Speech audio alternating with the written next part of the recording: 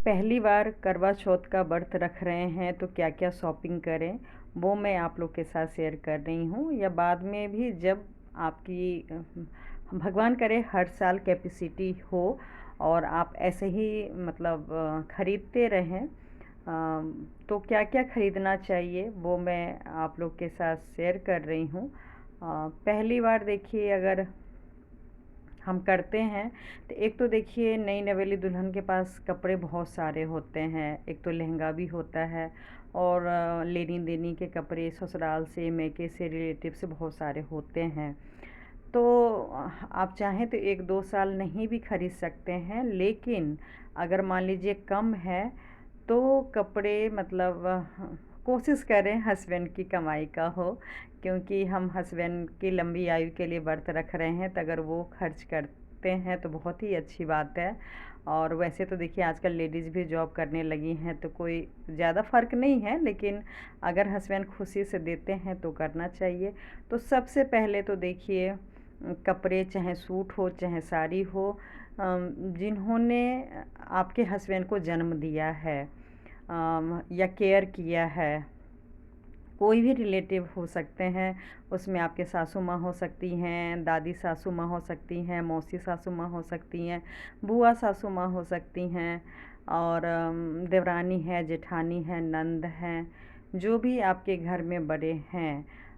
हो सके तो मैं ये नहीं कह रही हूँ कि आप कॉस्टली ही दीजिए और महंगी ही दीजिए, लेकिन जो आपके अगर बजट में है, क्योंकि खासकर अगर घर में है तो आप एक को देंगे एक को नहीं देंगे तो वो भी अच्छा नहीं लगता है। तो कोशिश करें कि आप कम से कम सासू माँ और दादी माँ वगैरह अगर हैं उन लोग को तो ज़रूर दें। चाहे आप सूट ही क्यों नहीं दे रहे हैं, ज़रूरी नहीं है कि आप महंगे से महंगे साड़ी दें, क्योंकि एक दिन का नहीं है। और आजकल देखिए सब कुछ पैसे पे है, और अगर पैसे हैं तो सही बोलूँ इन दिनों में कंजूसी भी नहीं करना चाहिए, दिल खोल के खर्च करना चाहिए। क्योंकि आप समझ रहे हैं ना, सासू माँ मिडिल क्लास के अगर हैं तो आपके हस्बैंड को जन्म से लेके आपके शादी तक सारा मतलब परवरिश करना, पालना, खर्चा करना। और आप समझ रहे हैं ना, अगर माँ बन गई होंगी तो आप समझ सकते हैं कि हम लेडीज़ लोग अपनी सारी ख्वाहिशों को ख़त्म करके बस बच्चे की फरमाइश पूरी करते हैं, ताकि बच्चे खुश रहें, बच्चे सुंदर स्मार्ट लगे। तो लेडीज़ इतना केयर नहीं कर पाते हैं। तो बस अब बारी आ गई है, वो माँ को भी सारा सुख मिले, सारी सुविधा मिले, जो एक मतलब बीवी बनने के बाद इतना नहीं हो पाया, क्योंकि माँ बन गई, माँ की जिम्मेवारी पूरी ज़िंदगी निभाए। अब है थोड़ा सा सजने धजने का भी, क्योंकि अगर आपके हस्बैंड लायक हो गए हैं, मान लीजिए लाखों कमा रहे हैं, तो आपकी सासू माँ की वजह से, अगर सासू माँ ने जन्म दिया, उनको ठीक से पढ़ाया है, सब कुछ केयर किया है, तभी आज आप उनके सैलरी पे सारा खर्चा, शॉपिंग, मतलब जो भी एक वाइफ़ के लिए तो हस्बैंड आज के दिन में करते ही करते हैं। तो अगर बेटा मान लीजिए वाइफ़ के लिए करते हैं, तो बहू का फ़र्ज़ बनता है कि सारा चीज़, जो भी श्रृंगार का सामान आप अपने लिए ले रहे हैं, जो भी मान लीजिए आजकल के लड़की लोग थोड़ा सा ज़्यादा मेकअप करते हैं, सासू माँ थोड़ा कम करेंगे, लेकिन फिर भी होता है ना, चूड़ी, मेहंदी, बिंदी, सिंदूर, काजल, लिपस्टिक, ये तो आजकल सभी माँ लगाती हैं।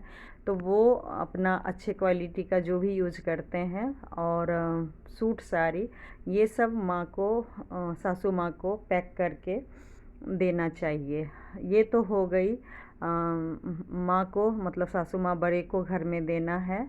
जेठानी हो गई, नंद हो गई, जो भी आप जिनका भी आपके घर में रह रहे हैं, हो सके तो एक दूसरे को सभी को दे दीजिए। क्योंकि ऐसा देखिए कोई रिश्ता नहीं होता है कि आप दे रहे हैं और दूसरे नहीं देता है। आपको अच्छा लगेगा कि आप मतलब कहते हैं ना, आपको आशीर्वाद मिलेगा सुहागवती रहने का, दिल से मिलता है। तो ये सब चीज़ दिल खोल के खर्च करना चाहिए। और अपने लिए भी वैसे तो देखिए नई नई शादी में श्रृंगार के सामान भी रहते हैं, कपड़े भी रहते हैं, लेकिन अपने लिए भी लीजिए। और गोल्ड वगैरह का सामान देखिए डिपेंड करता है सब कुछ हस्बैंड के इनकम पे। तो जैसे होता है कभी मंगलसूत्र ले लिए, वैसे तो शादी में सब कुछ मिलता है, लेकिन आजकल मंगलसूत्र भी डायमंड के हो गए, छोटा मंगलसूत्र अलग हो गया, लॉन्ग मंगलसूत्र अलग हो गया।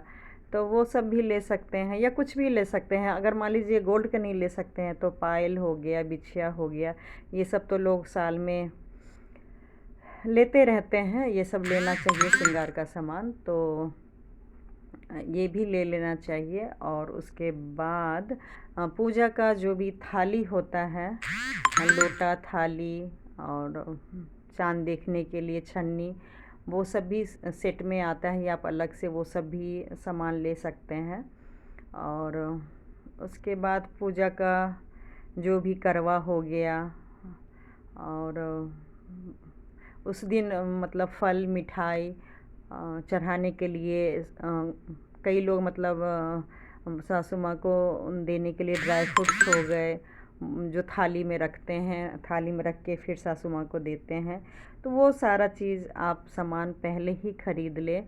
फिर आती है मेहंदी की रात, मतलब करवा चौथ से एक दिन पहले। हाँ, तो जो भी तैयारी आपने अपने लिए किया है, ये मैं इसलिए बोल रही हूँ क्योंकि आजकल बहुत लोग बहू लोग अपने लिए तो सब कुछ करते हैं, सासू माँ के लिए नहीं करते हैं, या सासू माँ अगर अपने लिए करते हैं तो बहू के लिए नहीं करते हैं।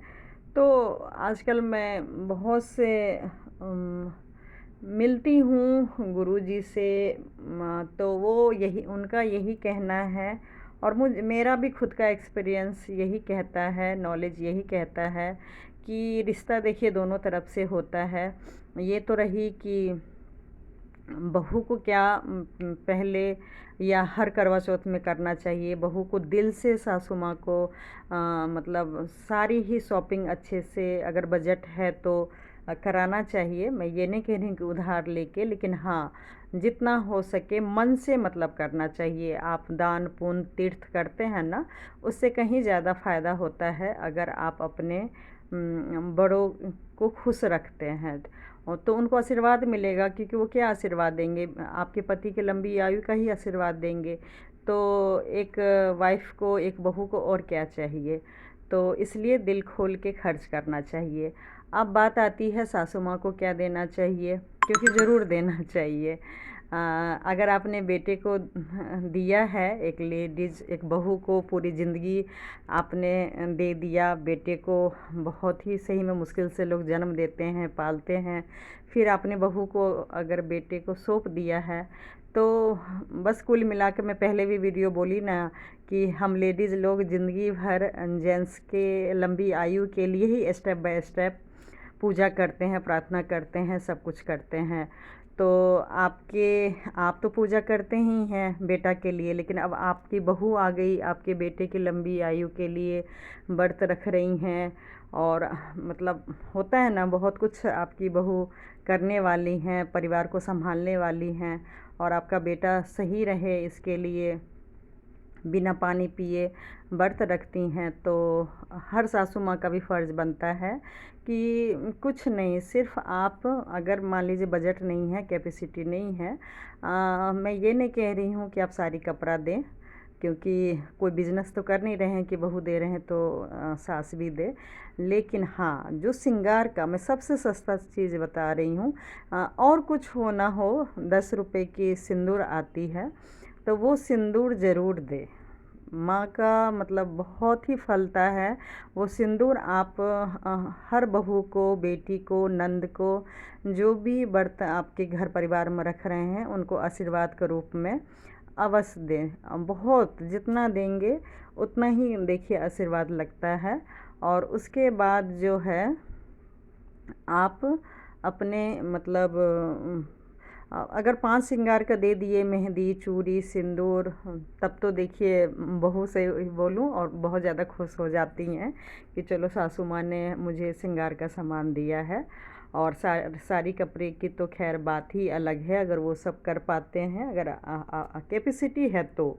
और नहीं है तो मैं उनके लिए बस बोल रही हूँ जो बिल्कुल 10 रुपये सिंदूर भी नहीं देती हैं अपनी बहू को।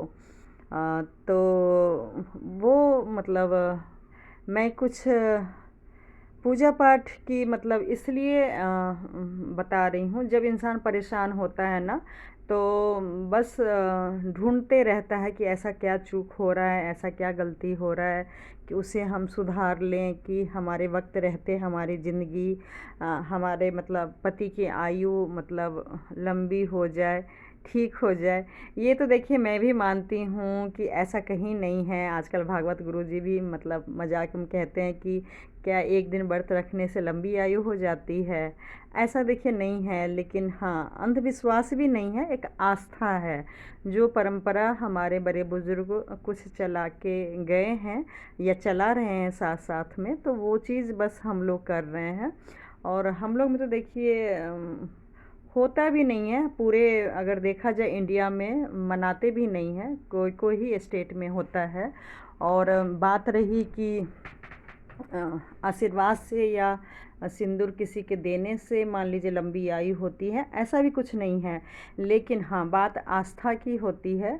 अगर हम देखते हैं आसपास में लोग कैसे कर रहे हैं, तो अगर हम मान लीजिए उम्मीद करते हैं कि उसकी बहू ऐसा दे रही है वैसा दे रही है, तो बस हमारा भी फ़र्ज़ बनता है कि हम, ज़रूरी नहीं है कि हम नकल करके दूसरे बहू को महंगा ही महंगा चीज़ दें या कुछ दें, लेकिन 10 रुपए की चीज़ तो दे ही सकते हैं। और वैसे भी कहते हैं श्रृंगार का सामान जितना दान पुण्य करेंगे उतना ही अच्छा होता है। और ये सब कुछ ना मैं खुद के एक्सपीरियंस से बोल रही हूँ। ये मैं मेहंदी लगा रही हूँ मार्केट से, और कुछ सालों से बता दूँ, इस बार मेरा 23वां एनिवर्सरी नहीं 23वां करवा चौथ है। और जो कि मुझे फ़ील हो रहा है, सच बोलूँ मैं पूरी तैयारी पूरी मतलब मैं वैसे कर रही हूँ जैसे कि मेरा पहला करवा चौथ है। क्योंकि आप लोग को पता है कि हस्बैंड की तबीयत ठीक नहीं है। और वैसे भी देखिए मैं पहले भी बोली कि जिसको जानकारी है कि तबीयत ठीक नहीं है, उसे तो थोड़ा अलर्ट हो ही जाना चाहिए। लेकिन ऐसा कहीं गारंटी नहीं है कि जिसकी तबीयत ठीक नहीं हो या जो स्वस्थ हैं, हम लेडीज़ या जेंट्स को कुछ नहीं होगा। देखिए एक पल में कुछ भी हो सकता है। पिछले साल ही ले लीजिए, मेरी पूरी तैयारी हो रखी थी, साड़ी उड़ी ब्लाउज व्लाउज सिलवा ली थी, लेकिन मेरा हाथ टूट गया था अष्टमी के दिन नवरात्रे में। तो मैं मतलब उस हिसाब से नहीं कर पाई पूजा जैसे हर साल करती हूँ। तो इसलिए कुछ नहीं कहा जा सकता कब किससे क्या हो, तो इसलिए सारी ख्वाहिशें जो भी ख्वाहिशें हों वो मतलब अच्छे से पूरी करके रखना चाहिए। कहते हैं ना मतलब हमेशा सामान पैक करके रखना चाहिए कि हम अभी हैं और कल रहेंगे कि नहीं रहेंगे। तो ऐसा कोई भी इच्छा मतलब लेके कहते नहीं जाना चाहिए। हो सके जितना संभव हो सके तो उसे पूरा कर लेना चाहिए। तो ये बता रही हूँ कि मतलब तबीयत ठीक नहीं रहती है हस्बैंड की, और इलाज भी करा रहे हैं, लेकिन उस हिसाब से सीरियस होकर नहीं करा रहे हैं। और टाइम बिल्कुल भी नहीं मिल रहा है, कह रहे हैं काम है सीज़न है। जबकि पहले भी बताई काम से मुझे तो ऐसा कुछ नहीं मिल रहा है जो एक वाइफ को मिलना चाहिए या मेरे बच्चे को मिलना चाहिए। लेकिन फिर भी ये ज़िंदगी है, तो मैंने फिर एक दिन टाइम निकाला, क्योंकि फिर मुझे बहुत बुरा लगा। और मैंने बोला हस्बैंड को कि मतलब मैं ज़िंदगी भर जॉब की, काम की, मतलब लाखों कमाई, लेकिन होता है ना तीज त्योहार में मैं कभी मार्केट नहीं गई। वैसे भी खैर नहीं जाना चाहिए ज़्यादा भीड़ भाड़ में, पहले ही तैयारी कर लेना चाहिए। लेकिन मुझे अचानक मन में आया कि मुझे जैसे दुर्गा माता को साड़ी चढ़ाती हूँ, वैसे ही मैं अब से करवा माता को भी चढ़ाऊँगी। और ये मन में इसलिए आया क्योंकि 5-6 साल पहले जब मेरे हस्बैंड कि नवरात्रे में ही तबीयत ज़्यादा ख़राब हो गई थी, डेंगू हुआ था। तो सोचिए बहुत बुरा हाल हो गया था, मतलब कुछ भी हो सकता था। तो करवा चौथ के दिन ही डिस्चार्ज करवा के घर लेके आई थी। फिर मैंने उसके बाद पूजा किया था। तो 1-2 दिन पहले जब बहुत बुरा हालत था, तो फिर मैंने करवा माँ से अपने हस्बैंड के लिए लंबी आयु प्रार्थना की, और मैंने बोला सब ठीक रहेगा, सब ठीक हो जाएगा। तो मैं 5 लेडीज़ को 5 चीज़ श्रृंगार का सामान चढ़ाऊँगी, जैसे मेहंदी, चूड़ी, बिंदी, लिपस्टिक जो भी है, नेल पॉलिश जो भी है, 5 चीज़ मैं 5 लेडीज़ को चढ़ाऊँगी, मतलब माता रानी को चढ़ाऊँगी, फिर मैं बाँटूँगी। तो ऐसे ही इस बार मेरे मन में आया कि मैं सारी चढ़ाऊँगी, और फिर अगर सासू माँ ले लेती हैं तो अच्छा है, क्योंकि पूजा का चीज़ बाहर वाले को नहीं देते हैं। तो देखती हूँ इस बार, मतलब कौन लेते हैं नहीं लेते हैं। और क्योंकि बता दूँ, दुर्गा माँ का मैं चढ़ाती थी, लेकिन कुछ गलतफहमी के कारण कहिए, और मुझे नहीं पता ऐसा क्या हुआ जिसके कारण, मतलब छोटी सी मामूली सी बात पे मैं साड़ी दी थी सासू माँ को, लेकिन वो साड़ी मुझे 2 साल पहले वापस कर दी। तो क्योंकि नहीं देते हैं, इसलिए मैं अपने लिए बनवा ली हूँ ब्लाउज। और इस बार मैं सही बोलूँ तो ली हूँ, बहुत सारा ली हूँ, और बहुत सारे, मतलब हर कलर डिज़ाइन के जो भी मुझे मिला। हस्बैंड बोल भी रहे थे कि इतना खर्च क्यों कर रही हो, 2-3 महीने से मैं देख रहा हूँ कि तुम लाखों लाखों रुपए खर्च कर रही हो। तो फिर मैंने वही बोला कि आपको कुछ काम करना नहीं है, दुकान प्रॉपर्टी लेना नहीं है, तो जो छोटी मोटी जो इंसान की ख्वाहिशें होती है, फिर पैसे बचा के भी क्या करना है। और उसके बाद मतलब मार्केट, मतलब मैं चांदनी चौक गई थी, बहुत भीड़ था, मेट्रो से गई थी, और छोटी बेटी को लेके गई थी। और उसके बाद मतलब खाना पीना तो देखिए कहाँ होता है, तो फिर वही पार्टी सार्टी भी हो गया, घर में ही मंगवा लिए थे खाने के लिए। और टाइम बिल्कुल भी नहीं मिला था। ये एक दिन पहले, करवा चौथ से एक दिन पहले का है, और फिर दूसरे दिन तो वही मेहंदी लगाने ही चले गए। उसमें भी थोड़ा बहुत जो शॉपिंग करना था वो शॉपिंग किए। और बहुत ही हस्बैंड बोले भी, कितना सारा लाल मेहरून साड़ी क्यों ख़रीदे जा रही हो, क्यों ख़रीदे जा रही हो। तो मैंने यही बोला, इस तरीके से ही देखिए मेरे शादी में भी पूरा पैकिंग करके, मतलब शादी में साड़ी आई थी। लेकिन कुछ लोगों का कहना है, देखिए मैं क्लियर कर दूं, मुझे नहीं पता कि मेरी शादी में आखिर क्या प्रॉब्लम था। हाँ, प्रॉब्लम था, लेकिन इतना प्रॉब्लम होगा, 23-24 साल के शादी हो गए, लेकिन अभी भी जो रिश्ता होना चाहिए, खैर अब तो उम्मीद ही नहीं है। अब तो इतना उम्र हो गया, मैं रहूं बचूंगी, या हस्बैंड, या मेरी सास ससुर, कोई। अब देखिए, अब तो मतलब कहते हैं ना कि नॉर्मल एज में तो फिर भी लगता है कि हाँ लोग जी लेंगे, लेकिन जब एज बढ़ते जाता है तब तो देखिए और श्योरिटी हो जाती है, गारंटी हो जाता है कि भैया अब तो बचना मुश्किल है। तो अब तो खैर मैं उम्मीद भी नहीं कर रही हूँ कि वो दिन लौट के आए। लेकिन हाँ, मतलब कुछ ऐसा ज़रूर मेरे शादी में हुआ था, जो मुझे कुछ लोगों ने, मतलब ससुराल के रिलेटिव, जाहिर सी बात है ससुराल के रिलेटिव बताएंगे कि मेरी सासू माँ को मैं बिल्कुल भी पसंद नहीं थी। उन्होंने तैयारी तो किया, मतलब शॉपिंग भी की, और शादी में भी आई, सब कुछ हुआ, लेकिन अंदर से जो एक खुशी होती है वो नहीं थी। अब क्यों नहीं थी, ये सब कारण भी मुझे धीरे धीरे लोगों ने बताया।